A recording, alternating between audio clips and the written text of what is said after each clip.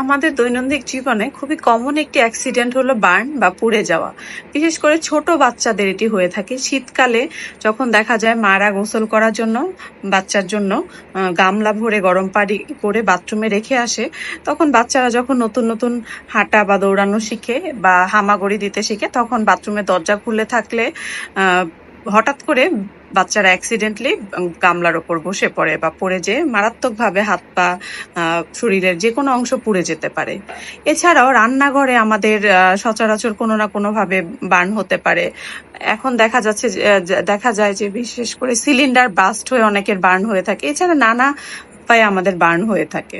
এবং শরীরের কিছু অংশ আছে যেখানে অতি সামান্য, যেমন 1%ও যদি বার্ন হয়, খুবই দ্রুত সাথে সাথে হসপিটালে নিয়ে যেতে হবে। সেই জায়গাগুলো হচ্ছে আমাদের ফেস বা মুখমণ্ডলে যদি বার্ন হয়ে থাকে, এবং আমাদের হাতে বা পায়ের তালুতে যদি বার্ন হয়ে থাকে, এবং আমাদের জেনিটালিয়া বা নিম্নাঙ্গে যদি বার্ন হয়ে থাকে। এছাড়াও খুবই গুরুত্বপূর্ণ একটি হলো যে মেয়ে বাচ্চাদের যদি চেস্ট ওয়ালের মানে বুকের কোনো অংশে যদি বার্ন হয়ে যায়, তখন অতি দ্রুত খুবই সাথে সাথে হসপিটালে নিয়ে যেতে হবে। আচ্ছা, আমি যে বললাম বা মেয়ে বাচ্চাদের বুকের কোনো অংশ যদি পুড়ে যায় তাহলে অতি দ্রুত হসপিটালে নিয়ে যেতে হবে, এটার কারণটা কি?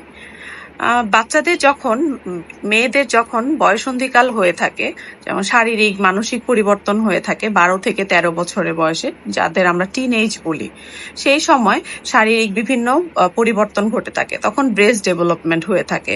সো বার্ন হয়ে যাওয়ার পর বুকের সেই বার্ন হওয়া অংশগুলোতে স্কার টিস্যু ডেভেলপ করে এবং জায়গাটি শক্ত হয়ে যায়, এবং ঠিক মতো ব্রেস্ট ডেভেলপমেন্ট করতে পারে না, এবং সেই সময় খুবই ব্যথা অনুভূত হয়।